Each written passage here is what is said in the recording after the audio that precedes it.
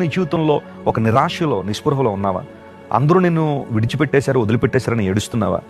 ఏ రకమైన ఆదరణ లేక కొట్టబడిన స్థితిలో నీవు ఉన్నావా? ప్రయాసతో మూలుగుతున్నావా? అనారోగ్యాలతో మూలన పడిపోయి ఉన్నావా? దేవుడు నీతో మాట్లాడుతున్నాడు. నీ ఆపత్కాలం ముందు నువ్వు దేవునికి మొర్రపెట్టగలిగితే ఆయన నీకు జవాబిచ్చే దేవుడు. అక్కడ రాయబడిన ఆపత్కాలము అన్న ఆ మాటకు హిబ్రూలో సారా అనే పదం ఉపయోగించబడింది. దాని అర్థం ఏంటంటే టైట్నెస్ అని అర్థం.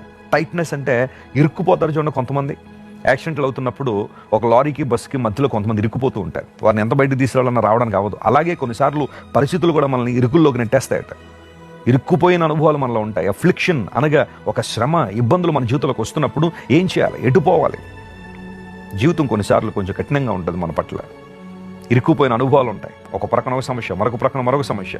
ఈ రెండింటిలోంచి ఏదో బయటకు రావాలనుకున్న మరొక ప్రక్కన మరొక సమస్య. అలా మనిషిని ఉక్కిరి బిక్కిరి చేసే పరిస్థితులు ఉంటాయి. ఇశ్రాయేలు ప్రజలు ఎగ్జాక్ట్గా అలాంటి పరిస్థితుల్లో ఉన్నారు. ఎర్ర సముద్రం దగ్గర, ముందేమో ఎర్ర సముద్రం, వెనకాలేమో ఫరో సైన్యం. ఇటుప్రక్క భయంకర కొండలు, అరణ్యం. ఇటు పోవాలో తెలియని పరిస్థితుల్లో ఇరుక్కుపోయామని అనుకున్నారు. ఎగ్జాక్ట్గా ఆపత్కాలం అన్న మాటకు హిబ్రూలో అదే అర్థం ఉంది, ఇరుక్కుపోవటం అని అర్థం. ఆ స్థితిలో ఒక దిక్కు ఎప్పటికీ ఖాళీగానే ఉంటుంది. అదే